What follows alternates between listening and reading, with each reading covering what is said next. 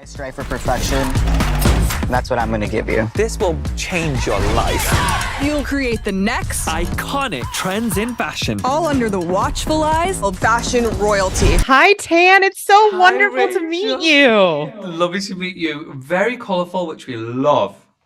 Well, when I'm on with you, I got to show up and show out. I can't be showing up here basic. We appreciate it.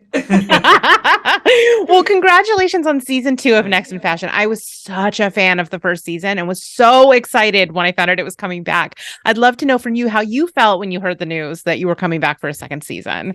I was overjoyed. I love this show. I love this show, but more importantly for me personally, I love this job so much. It's my favourite job I've literally ever done in my entire life. And so the fact that I got to do it again, and this time with Gigi, who I love so much, dream, man, really is. Oh, that's great. I mean, I think it comes through because there's so much joy, and that was true in the first season, but especially in Yeah. the second season. Yeah. The other thing I think that the season does really, really well is it tells these beautiful stories about queer and trans people. And I would love to know for you how, it felt for you to get to be a part of telling those stories and elevating those yeah. voices. I've only ever known that in entertainment. When I got the job on Queer Eye, my other Netflix show, Heard of it?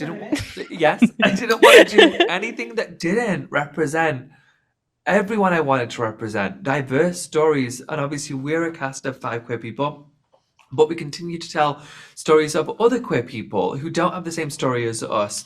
And then going into Next in Fashion, even in season 1, we had incredible queer stories. But it's not, for me, it's not just about sharing queer stories. It's any story that isn't really highlighted on our screens typically. I am multifaceted. I am intersectional. I'm queer. I'm brown. I'm Muslim. I'm an immigrant. I'm so many things. I want to share those stories. And so I'm in a very privileged position, and in my opinion, a very powerful position to be able to say, no, we're not just doing a white show with cis white straight people. Like, this is not happening. And if you're going to do it, I ain't doing it.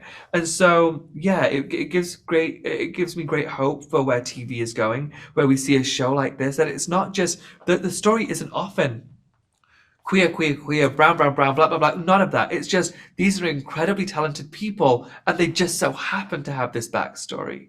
Yeah, I think that's kind of what struck me is I think right now it's such a scary time. Queer people are under attack, drag queens are under attack. I mean, drag queens are under attack. And to see them in this setting where they get to just be beautiful, talented people, but also not keep that part of themselves quiet, I think is really powerful. Does giving voice to this give you more hope for the future? Do you think that this is going to be something that can present empathy? Yeah, absolutely. I, from my own experience, when I'm on the street, I get a lot of people, typically men, straight men, who will say, oh my gosh, I never thought I could be into a gay show. I never thought that I would understand the queer perspective. And I managed to do that. People very offensively will say, I didn't know Muslims could be like you. You're just a regular person. I'm like, yes, I know. I know brown people could be like you. You're just a regular person. I know. And so I understand the importance of representation, really showing our humanity first and foremost. And so getting to do a show like this where we are highlighting even more stories, I hope that the main reason for this is that we get to show our humanity, and for people to sit at home thinking, I had no idea I could like that kind of person. I was so close-minded. I just got my mind opened by this darn TV show. I love that. I love that. And I think it's one of these shows that's just like pure serotonin, and a big part of that is the beautiful friendship that you and Gigi share. You have such amazing chemistry. It's so charming. Can you It's talk a so little bit about that fake. rapport you guys share? I will say she's a great actress. I'm a great actress. It's all fake. We just know how to turn it up. And no, I love this girl so much. You can't teach that kind of chemistry. You can't produce that kind of chemistry. And do you know what I loved about what they did this season? And I don't know if you've seen any of it or how much you've seen.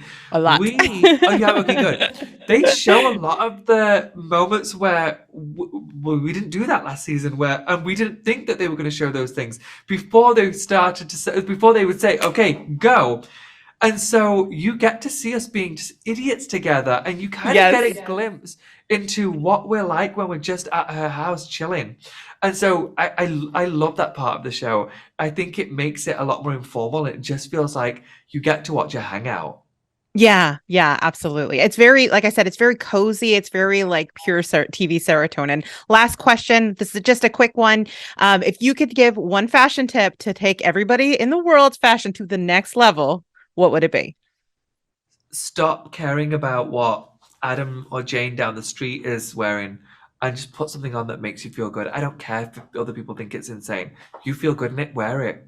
I love it. I love it. Thank you so much for taking the time to chat with me. I love the show. People are going to absolutely go crazy for it. And I can't wait for season 3. Is it too soon? Because I'm already hoping for season 3. No, I'm already praying for it. I'm already praying for it. It's not too soon. Thank you so much, Bella. Lovely to meet you. It was Bye. wonderful to meet you too. Bye-bye.